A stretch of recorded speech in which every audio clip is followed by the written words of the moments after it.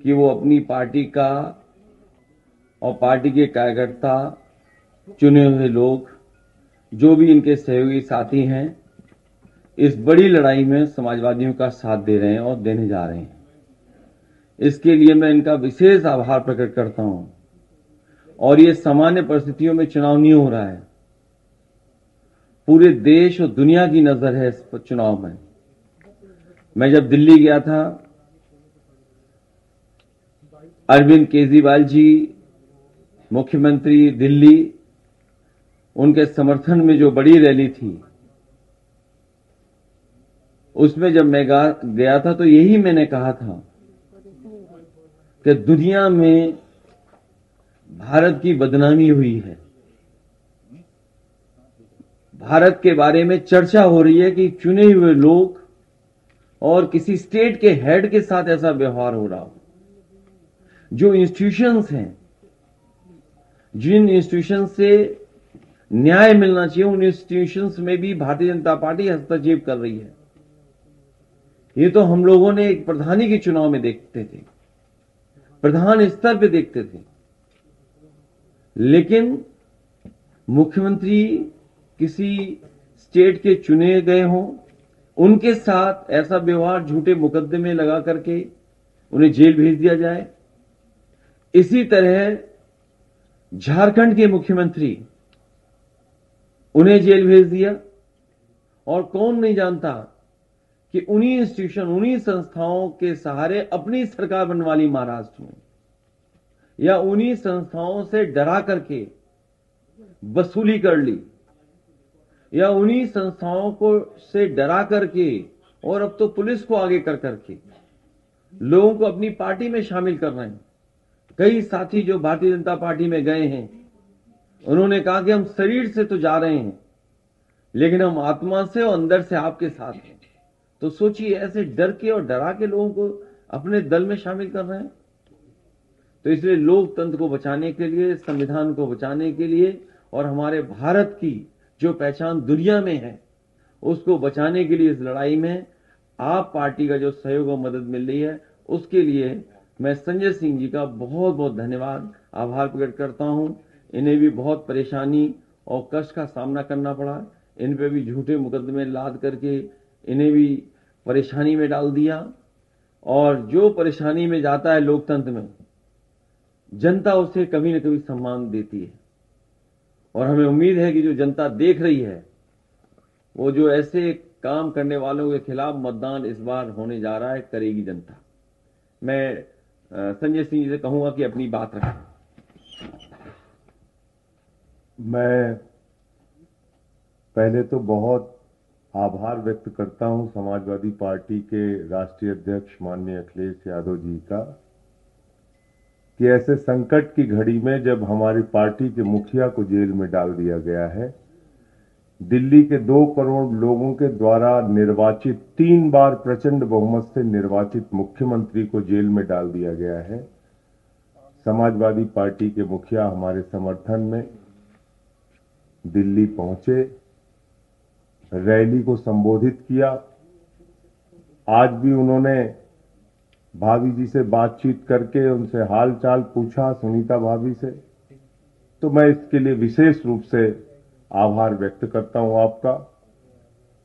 और जिस तरह से दिल्ली में भी ऑपरेशन लोटस शुरू कर दिया गया है, आपने देखा किस तरह से हमारे एक मंत्री को, जिस पे पहले ईडी का छापा पड़वाया गया और बाद में उसको इस्तीफा देने का दबाव बनाया गया। इस लड़ाई में आपने हमारा साथ दिया। फिर से मैं आपकी पार्टी का और आपका हृदय से आभारी हूं। ये 2024 का चुनाव कोई सामान्य चुनाव नहीं है।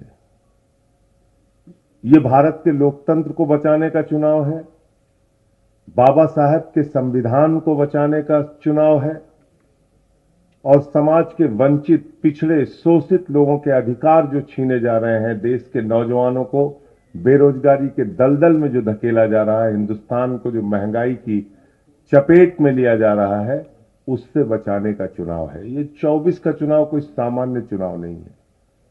ये एक तानाशाह हुकूमत के खिलाफ लोगों को लामबंद करने का भी चुनाव है।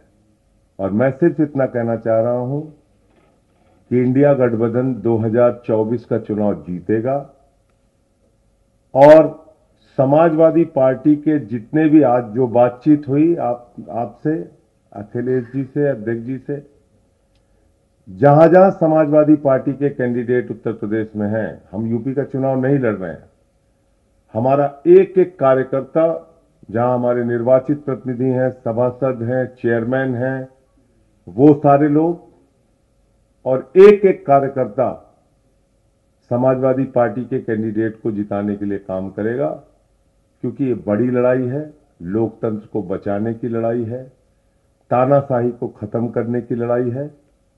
और मैं तो बार बार कहता हूं कि कोई भी राजनेता अगर वो चुनाव जीत रहा होता है तो ऐसे हथकंडे नहीं अपनाता जैसे प्रधानमंत्री जी कर रहे हैं। अगर आप अपने विपक्षियों पे मुकदमे लगा रहे हैं, उनको फर्जी मुकदमे लगा के जेल में डाल रहे हैं, तो इसका मतलब आपके अंदर कॉन्फिडेंस नहीं है। चुनाव के समय में आप ऐसी कार्रवाई कर रहे हैं।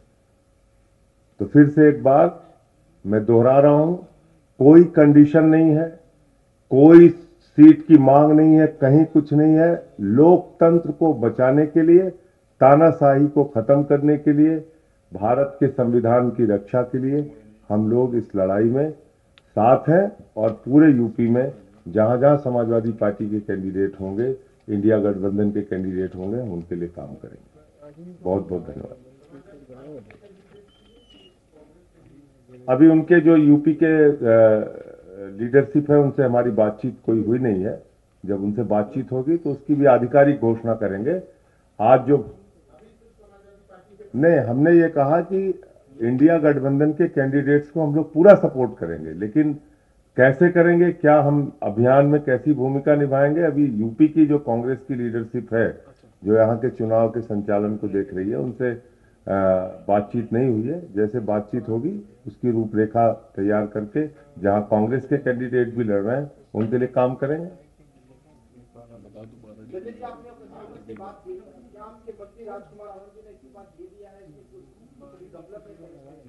अब उन्होंने सार्वजनिक रूप से आके बयान तो दे ही दिया है, सबके सामने बयान दिया है।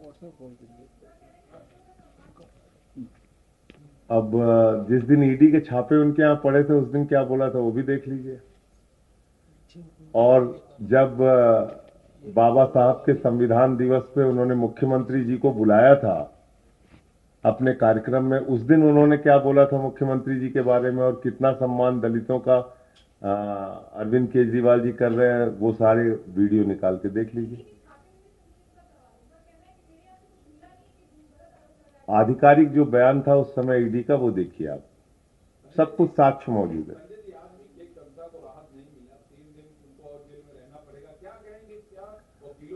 पीएमएलए का जो कानून है वो जटिलताओं से भरा हुआ है।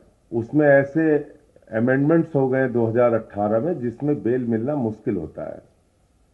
और मैंने आपको बताया, कई बार बता चुका, कई इंटरव्यू में बता चुका, किस तरह से फर्जी मामले तैयार किए गए हैं दिल्ली के मुख्यमंत्री अरविंद केजरीवाल जी के खिलाफ। 10-10, 12-12 बयान ले रहे हैं।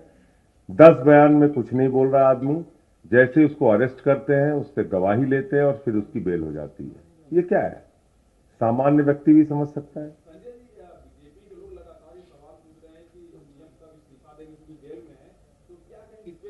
कहा मणिपुर के सीएम के बारे में पूछ रहे हैं? किस सीएम के बारे में पूछ रहे हैं?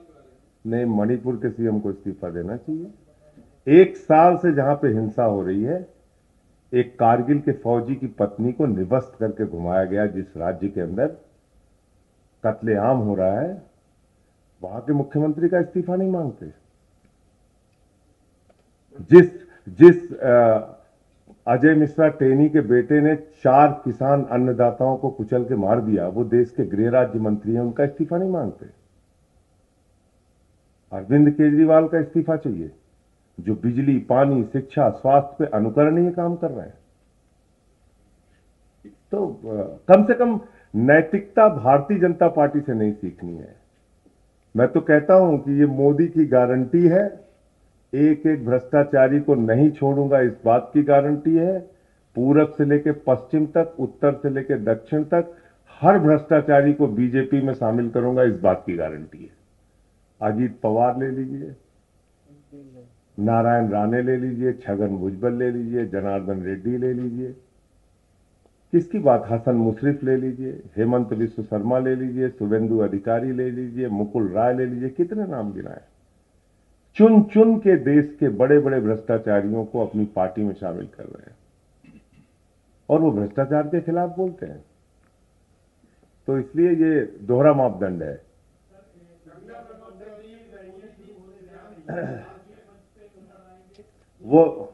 वो जैसा अखिलेश जी का जैसा आदेश होगा, हम हर तरह से काम करेंगे।